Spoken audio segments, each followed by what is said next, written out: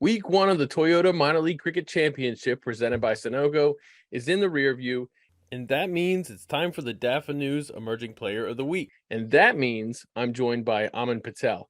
Aman, you're a big part of this partnership, and it's my job to get you on strike. Well, I appreciate rotating strike with you and running around. It was a fantastic week of cricket, and the youth, as always here in minor league cricket, they always seem to stand out, and no exceptions this week. Yeah, this is a good team, me and you, I think. I got the brains, you got the looks. You probably also have the brains. But I think you got the look as well, Nate. I think you're selling yourself a little short. Well, you got the talent, so there you go. Yeah, we've seen a lot of new players in the league this year, new performers that we didn't see last year. Farhan Sabazada is number 2 in runs with 138. We got a couple other new guys, Katani Clark, who fell just heartbreakingly shy of that century.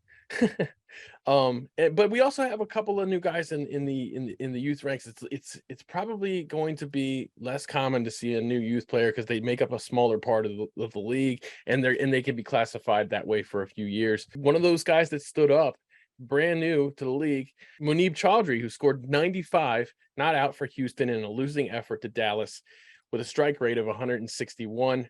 That was a first inning score. That's a rivalry game between two Texas teams, and it's his first game in the league as an 18 or 19-year-old. That's pretty fantastic. It was fantastic to watch. I was watching that game live, actually, and he just showed this onslaught of shots to the offside, the leg side, and just anywhere the bowler pitched the ball, he just was going to throw his hands at it, and it was going over the fence. Made life really difficult for the Dallas Mustangs, and unfortunately for his side, he couldn't see him over the line. He just missed out on that century that he was looking for, but he was fantastic throughout, batted through the innings in that hot Texas heat. Really impressive to see. In his first match through, the Houston Hurricanes got to love what they saw to the youngster. Oh, no question. Especially, we've talked a lot about players being out for USA duty. They have a couple of USA players on that team, so they're going to need players like this, new guys, to step up and perform. And your first game in the league, and you leave the weekend with the second highest score in the whole league. That's pretty darn good, especially being not out, so it's going to take an awful lot to knock him down from right now. He's the favorite. So let's talk about some more of the other players. We've got Dev Tadani with 3 overs, 2 wickets, and a 3.0 economy. Now, Dev, we talked about him quite a bit last year. He was part of that really deep Silicon Valley Strikers team. They have so many good players that it's not uncommon to see a good bowler there sitting on the bench for an entire weekend. Sorab Netravalkar, who just had an amazing weekend, with him on his way to Zimbabwe for the Cricket World Cup qualifiers, or for the T20 Cricket World Cup qualifiers. That leaves a door open for Dev Tadani to come in and perform like he did this weekend. Yeah, it does. I think last year you saw him kind of get lost in the shuffle with Kulvinder Singh, with Sorab Netravalkar, Roshan Primus. They had so many bowlers. You just go in and name and stars all the way down the list. And anytime he was called upon, which was really impressive to me, didn't matter if he was out for 2 games, comes back in and right on the money from ball 1. And he showed that again, this past weekend. You put a great highlight package out there of the one that crashed onto middle stump. Perfect in swinger right on top of the middle stump. So again, whenever they need him, he's always performed. And I think as you're going to see Sorab, go off for international duty, to have a guy like Dev Tadani in the wings to come in and just take that strike bowling part, I think it's a huge win for Silicon Valley. Oh, most definitely. Yeah, that's you mentioned Kulvinder Singh, and we were talking about the depth of the team. Kulvinder Singh, big part of that finals championship run last year, especially towards at the end of the season, really came on strong. It swings the ball about a half a mile, and he was on the bench this weekend. Came in as 12th man when Garawala left the game, and we got to see Unmukt with the gloves on. So that was pretty neat. But that just goes to show you how deep that team is when you have a guy named like Kulvinder who's sitting on the bench for the weekend. He's also going to get a load of bowling time, being a left arm swing bowler. So we'll see if Silicon Valley loses any pace and momentum when Sorab's out for national duty. But that takes us to the next couple of guys in the Central. We got Sammy Sohail from the Chicago Tigers with 3.4 overs, 2 wickets, a 9.27 economy versus St. Louis. That's a little bit expensive, but I don't think that's too bad when you're talking about Astro and things like that. Then we have Ollie Sheikh, Dallas, 4 overs, 3 wickets, 6.25 economy. Ali, obviously a fantastic player. You've heard his name come out of our mouths several times in the past, and there's a good reason for that. He was picked with the USA team in Florida when they lost some players due to COVID. Temporarily lost those players due to COVID, thank goodness, against Ireland. But yeah, so Ali Sheikh keeps things going. We another guy, Vatsal Beghela, from the Golden State Grizzlies, 4 overs, 1 wicket, a 3.0 economy. He really, I watched him live, and he just, I think he's got a reputation now. Everybody knows that he's not slowing down. He's been too good for too long. He's earned his reputation. Players don't take a lot of chances against him, and if they do, they're in a lot of trouble. And when you have a bowler that's got the ability to take wickets like that, that batters have to kind of try to play through, can't get too aggressive on, because you don't know when he's gonna swing that arm ball on you that looks exactly like his flighted off break. When you have a team that's really good and you have a bowler like that can take wickets, that's you better bowl well yourselves. Yeah, and also to go along with that, the reputation that he brings, you can see teams say, maybe we just shut things down for a little bit, and that creates just this ease amongst your other bowlers. Now, if you're the bowler across from him, you don't have to do too much. Now they have to take you on, and you can try a couple of different things, and you might get away with different deliveries because of the fact that they have to hit you. They can't just play you normally. So Vatsal might lose out on some wickets compared to last year, but I think his economy is still going to be just as good. Had a 3.0 economy in T20 cricket. If you're talking about a 6 to 8 economy, you're saying great day at the office. A 3 economy in T20 cricket is unbelievable. So the bowlers across from him are going to be elated to be bowling alongside Vatsal. Yeah, the issue though with Golden State right now, I mean, obviously, they've added Aaron Adil, who had a game like crazy on Sunday. Took 6 wickets. It took 7 for the weekend. When you got a guy like that taking wickets early on, and then you have a bowler like Vatsal for the middle overs, it's gonna be a really long day. The tough thing for Golden State now is Vatsal is in that USA team headed down to Zimbabwe. So we'll see how often he's picked in the teams this summer, if he's just going to be picked in the T20 team or if he's going to go also with the ODI team. But I mean, if I'm the selectors, I'm taking him for both teams. I'm not, you know what I mean? It's he's just done so well, and he's such a promising young talent. We're really happy to have him in the national setup. I mean, I think we're really lucky for that. And this is in a crowded field of left arm orthodox spinners. It's going to be the toughest. It's going to be the toughest position to crack for the next 10 years. It seems like in the USA. Yeah, and you talked about one of them that he's going to be competing with in Ali Sheikh, right? Had a great day at the office as well. 6.0 economy, 2 wickets in his 4 overs, and he bowled really well. Alongside Nash Kenjige, who's on his side, another left arm orthodox spinner for the USA side. So it's a loaded position to be at. There's still plenty more we even haven't named, and a lot of young talent, Vatsal, Ali, Nash. So it's going to be just about who's going to step up at the right moments. And you might see all 3 could be carried on tour just because they're all that good and they can all just shuffle in. And then Harmeet Singh, when he becomes available for selection in a year or so, I think about a year, so you're talking about a ton of excellent left arm orthodox spinners. Batting, you're gonna have to bat at that position, and Vatsal can carry the bat. He can hold the bat. He knows what he's doing. He can use the bat. Obviously, Ali Sheikh, huge upside in that regard. But yeah, great stuff from Vatsal. I hope he gets plenty of chances down there in Zimbabwe. Next up, we got Devin Srivastava from San Diego, 4 overs, 2 wickets, 3.75 economy. Possibly one of only maybe a couple of bright spots for the San Diego team that had a pretty rough weekend. I mean, they were missing Marty Kane, who I believe was resting or preparing also to head out to Zimbabwe. He's kind of the leader of that team. He's the heartbeat of that team. And they went up against a buzzsaw against that Golden State bowling attack on Sunday. So Yeah, so anyhow, at least they have that to look at and be happy about Devon's performance. And we talked about Manip Chaudhry's 95, Apurva Maheshrum from New England Eagles, 19 years old, scored 83 runs this weekend, two innings, one of them 48 and another 35, and he helped the team to a 1-1 record when they beat DC. So this is a really good start for New England. It's great to see that one of their guys that's starring for them is only 19 years old, has a good upside, and I'm going to be really happy to follow this kid this summer, and let's hope he can lead that team to some more wins. Yeah, I think, you know, you're going to get lost in all the names in the Eastern Conference specifically. And when you talk about New Jersey, Somerset, you talk about the Stallions, you know, the Empire State Titans, the Manhattan Yorkers, DC Hawks, New England Eagles, so many teams to name. And you're going to have those couple players really stand out and stand big. That's why the Empire State Titans last year able to move forward with Christopher Barnwell and Jala Dua and company stepping up.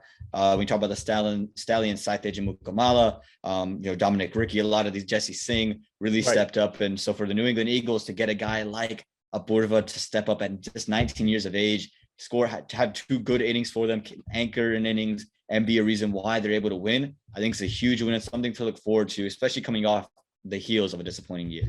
Right. Yeah, absolutely.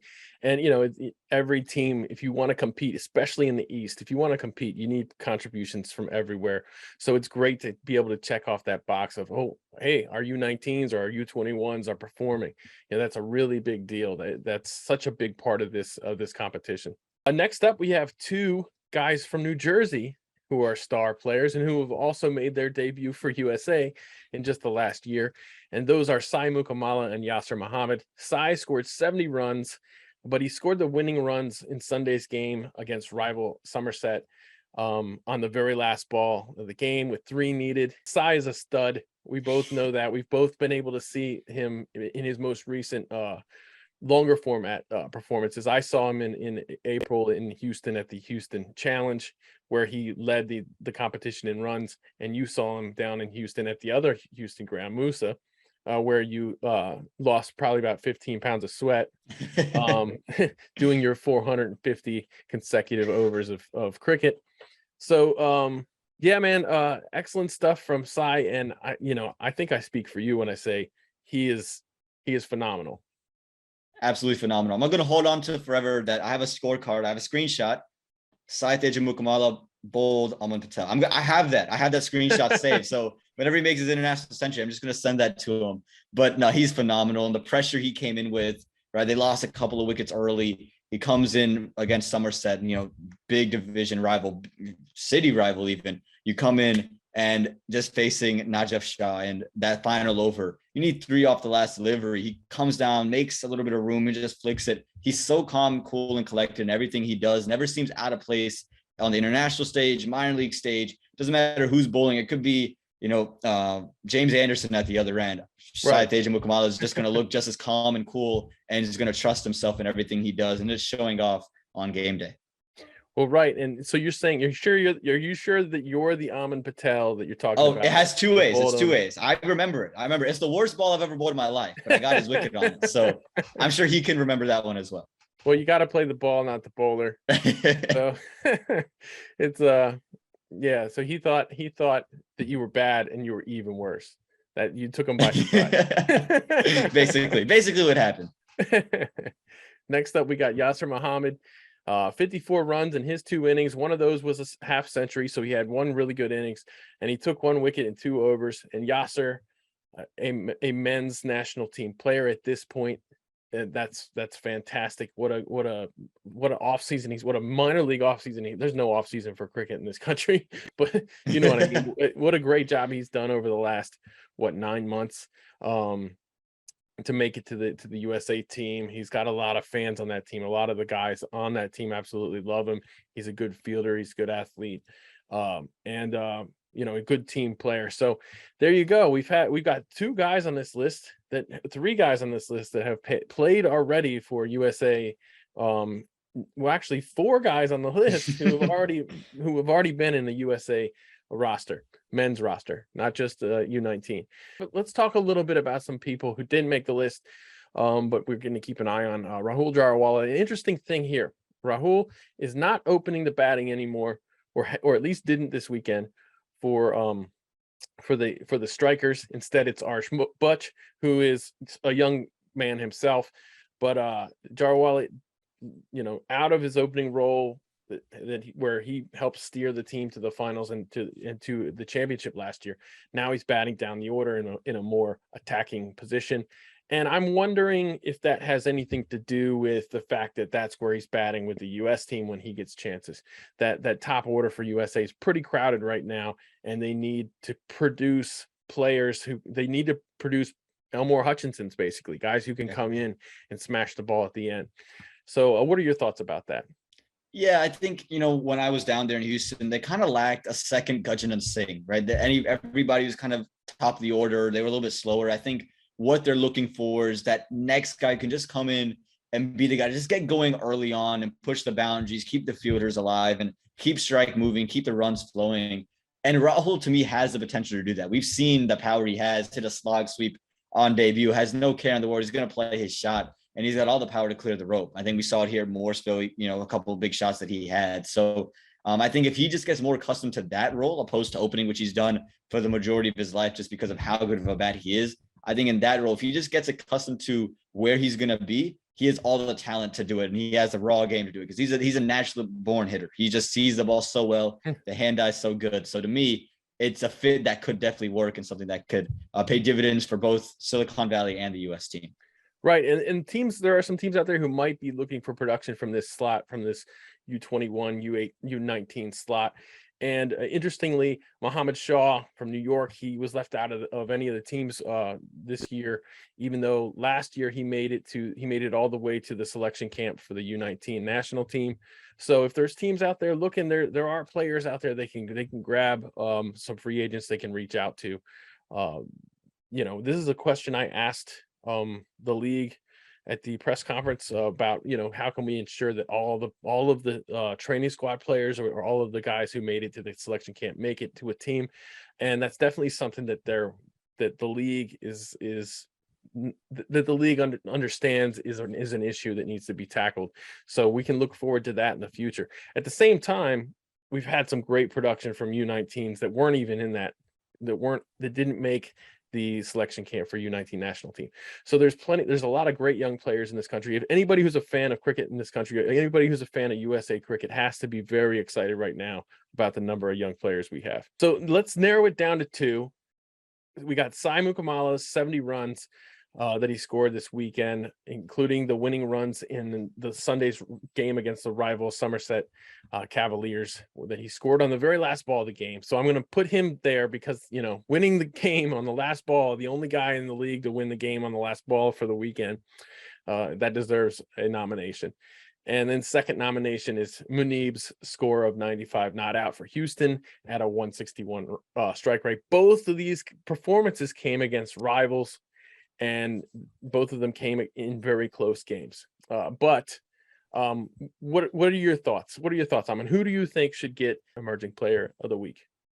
I think it's really close. I think both players played really well. Of course, the raw runs you see Manip, has Sai beaten, but winning the match, it feels like you did something really special in a chase. Always really tough, right? One of the hardest places to be. Right. And you're seeing pieces just fall at the other end. He sticks in, sees it off to good bowlers, puts balls away. To me, I think I'm going to have to go Sai Mukkamala just for the way he was able to carry his team over the line, just made that little bit more of a difference. And as you said, the only guy to win the game on the last ball, I think Sai Mukkamala for the opening of the 2022 season is going to be the player of the week. Yeah, I agree with you. I think that's a good choice. Only there were 4 guys that scored in the 90s this week. Nobody quite got over the line with the 100. Yeah, that's just a number. Who cares really? But yeah, I think scoring the winning runs in a game when your team needs 3 on the last ball, and he played that ball really well, got creative, played it to fine leg and took off like a bullet in case he had to try to run out 3. But yeah, I'm good with that. I like Sai being the Dafa News Emerging Player of the Week.